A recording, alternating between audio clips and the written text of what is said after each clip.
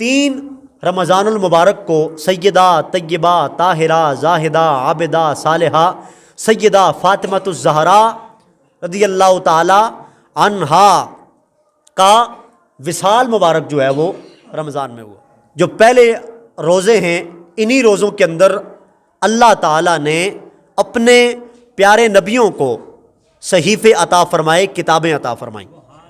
سیدنا ابراہیم خلیل اللہ علیہ السلام کو صحیفے عطا کیے گئے، حضرت داؤد علیہ السلام کو اسی مہینے کے اندر اللہ تعالیٰ نے زبور عطا کی۔ اچھی آخو ذرا سبحان اللہ۔ زبور حضرت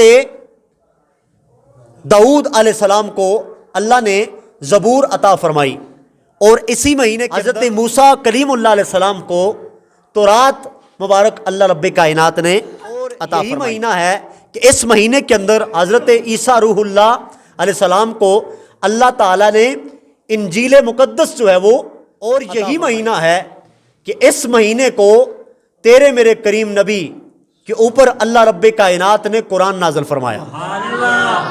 قرآن اللہ نے اسی مہینے میں مکمل فرمایا، اسی مہینے میں اپنے محبوب کو قرآن عطا فرمایا۔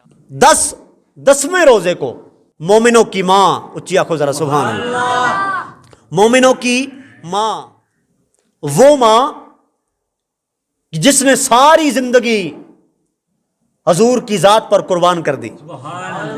میرے آقا نے ارشاد فرمایا اتنا نفع مجھے کسی کے مال نے نہیں دیا جتنا نفع مجھے میری خدیجہ کے مال نے جو مجھے نفع دیا، یعنی میری پیاری بیوی، اتنا نفع کسی کے مال نے مجھے نہیں دیا۔ 10 رمضان المبارک کو آپ کا یوم وصال ہے، اور اسی رمضان المبارک کی 17 تاریخ کو محبوبہ کائنات رب العالمین ام المؤمنین سیدہ عائشہ الصدیقہ رضی اللہ تعالیٰ عنہا کا بھی یوم وصال ہے، اور اسی مہینے کی جنگ بدر بھی لڑی گئی۔